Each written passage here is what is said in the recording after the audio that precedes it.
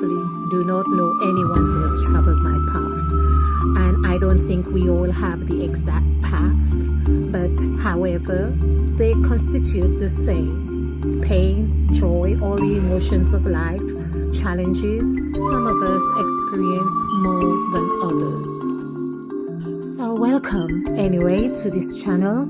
I hope you find something of encouragement, something to uplift you, something to spur you onto your life journey, and of course to extract or express the best of that which you have.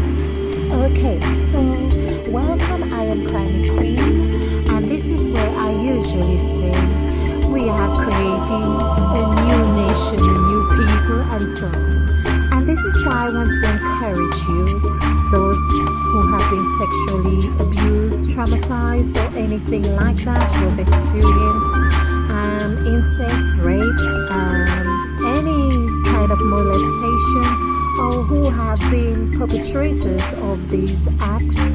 I welcome you to this channel, and as I say, I hope you find something that can help be of transformation to who you are becoming. So I want to share a little bit of myself with you, because I have been on this journey of helping, because I feel that this is my calling, if you like. This is what I have answered to be a conduit, to be an assistant, a companion on your healing journey. So there we are. And I want to say that no matter where you are, no matter how old you are, young you are, I feel that it is important that you allow yourself, give yourself a chance to cultivate the art of self-full love. But what do I mean by cultivating the art of self-full love? I mean that it is a time of paying attention to your body, mind, and soul, or your spirit, to actually give yourself the opportunity to be loved, the opportunity for self-love and self-care. In all, I actually call it self-full love. Being at a place where you feel so replenished and rejuvenated that you can embrace others implicitly and not feeling dilapidated or depleted of what we call love. That you would have found a system, a way of replenishing your soul, knowing that your body is whole, you are healed, and that you can find source or tap direct into source, where you too become a conduit, and of course sharing of your divine love and inspiration.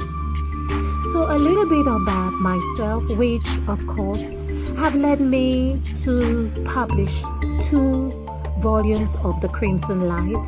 I have written quite a lot about myself in these volumes, but not half of what my lifetime story entails, of course.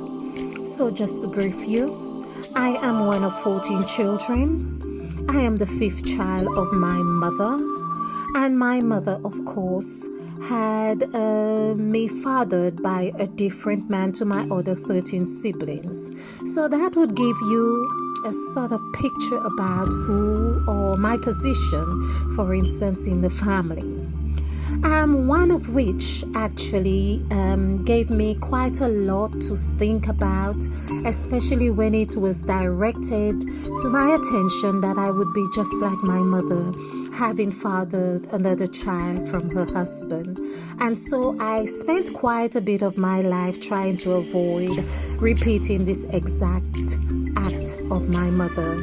Of course, that also meant denying myself, denying that I was conceived in that way.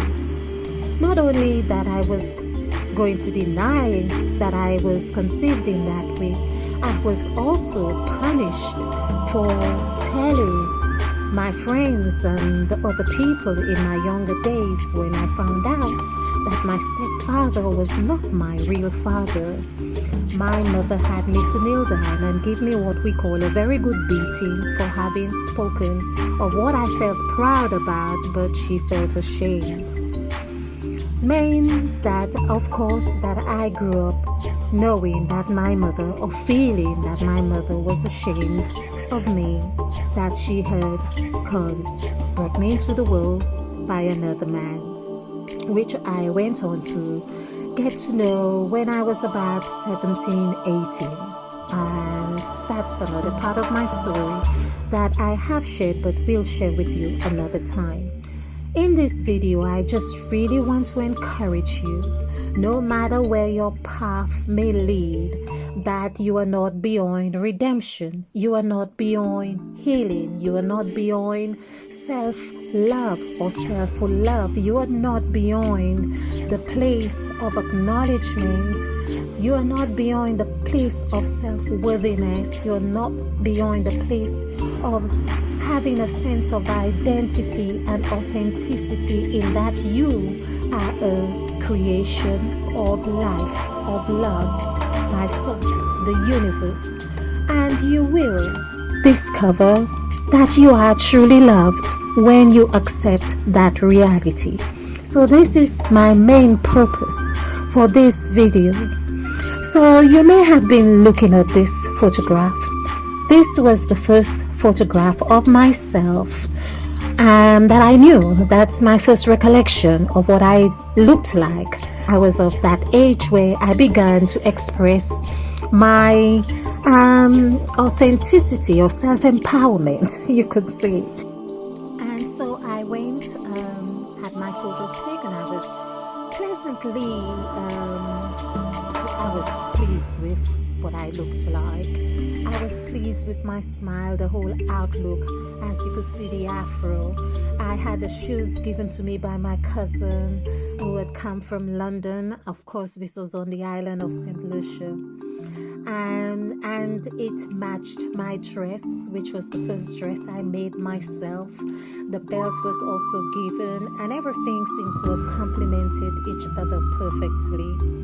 I think it was then I realized I had a very good sense of fashion, a sense of colors, blended colors, and of course, against the barbed wired fence and the red roses and white roses, I felt very nude. You could call it perhaps a resurrection, a glimpse of resurrection, like the thorns of roses.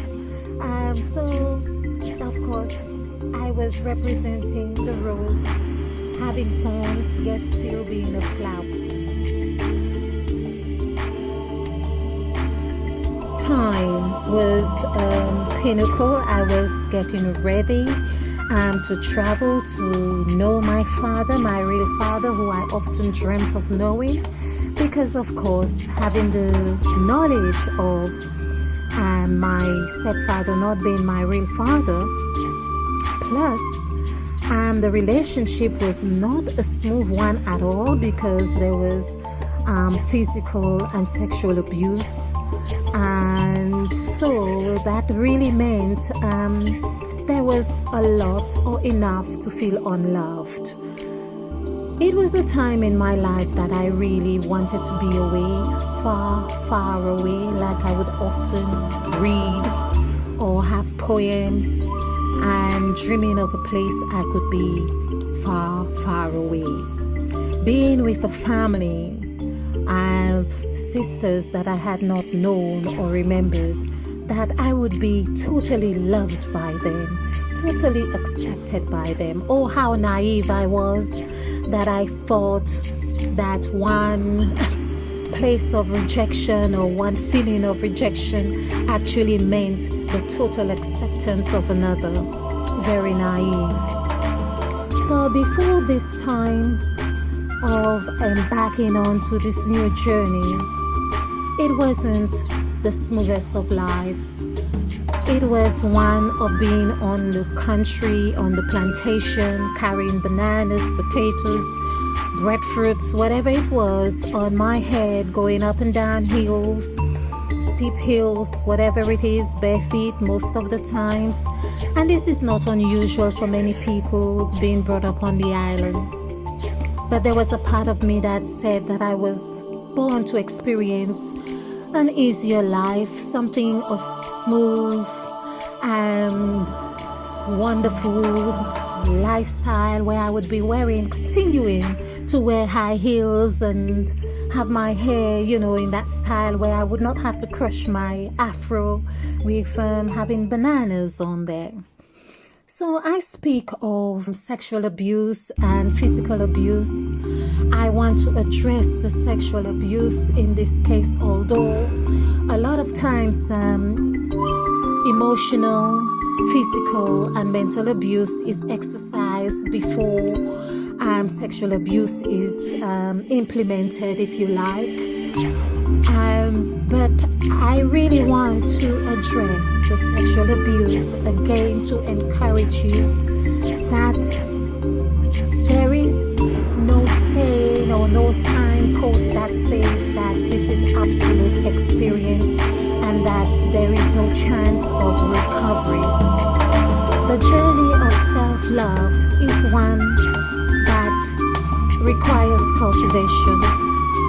The journey of self-love is one that requires a deep desire to knowing who you are. And this was the question that I did put to myself. I want to know who I am. And of course, being brought up from a Christian background as well gave me a lot of insights or understanding that I am or was created in love. And so that really meant I wanted to know what love meant, because there was a part of me that always said that this had to be a lie, that what I thought was love or what people tried to convince me was love was really not love at all. There had to be something more, something else, something pure, something enriching, something that said that I am the child of the universe, like a song my sister used to sing. I am a child of the universe, no less than the trees and the stars. Something I won't be attempting to sing too much, but there was something that said that I am a child of the universe, and I felt that there had to be more to my existence. I want to encourage you that there is more to your existence. That despite experiences, even like I have had, not just experience of incest, of sexual abuse, or it has been in various forms, and today I can actually say or feel that I am whole, I am healed, I am complete, I am that I am. I am a child of the universe, no less than the trees and the stars. I have a right to be here, and I want to say that you too have a right to be here. It is time for you to take back your power. It is time for you to be empowered. It is time for you to know who you are, that you are a creative expression of love, and that if you are a creative expression of love, therefore you must be loved.